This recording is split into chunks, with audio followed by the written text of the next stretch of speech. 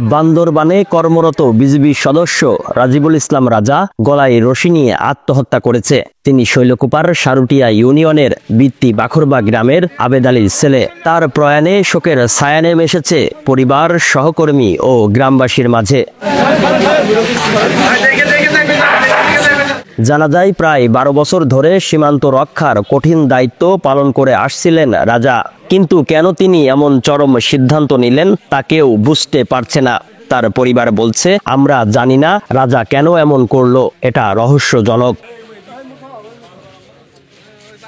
রবিবার সকালে মরদেহ গ্রামের বাড়িতে পৌঁছালে হৃদয় বিদারক দৃশ্যের সৃষ্টি হয়। স্বজনদের কান্নায় আকাশ বাতাস ভারী হয়ে ওঠে। পরে সকাল 11টায় নামাজে জানাজা শেষে তাকে কবরস্থানে চিরনিদ্রায় শায়িত করা হয়।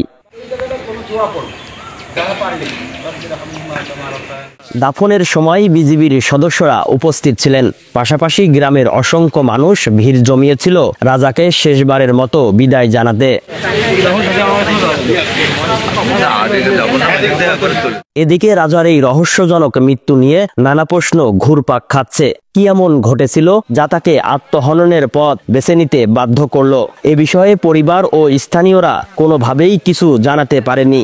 এই মৃত্যু শুধুই একটি দুর্ঘটনা নাকি এর পেছনে লুকিয়ে আছে কোনো অজানা সত্য?